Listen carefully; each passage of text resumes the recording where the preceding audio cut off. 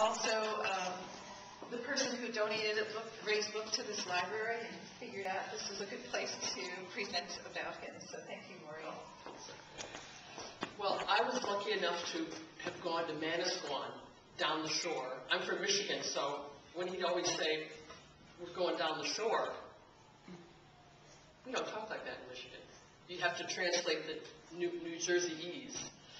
So I was lucky enough to kind of experience that. And the little bungalow we lived in, his uncle. So this is a poem he wrote called Seagulls, the Jersey Shore, of course.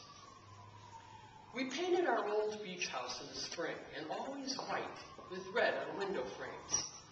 The seagulls hovered over, and we stood on speckled ladders, leaning up against the house, and scraped the flakes of several years.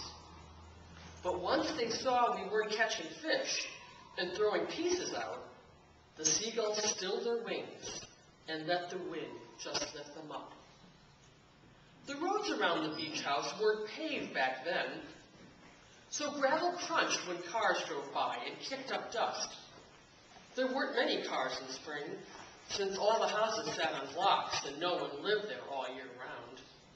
When storms pushed up the ocean past the barriers to flood the streets, the water flowed beneath our houses.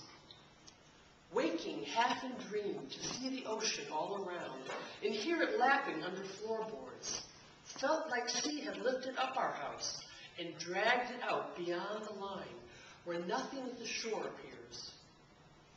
No beach nor any bungalows, no hot dog stands or bait shacks, just the sea and all that emptiness. To float alone on something so enormous, feeling odd, so calm, but swelling, those reminders we could easily be swallowed up. And as we sank, the last thing that I noticed were the seagulls waiting patiently to pick at things we left behind on going down. Their hollow shriek, the last sound in my ear. But then I heard a blossoming of flame and smelled the kerosene as Uncle lit an old brown stove and opened up a can of coffee. Someone's rocker floated past, but water was beginning to recede as ocean's thrust pulled back. We'd finish up the trim today, and seagulls would return to give a look before they rise again. Great. Thank you, Maureen. And now I'd like to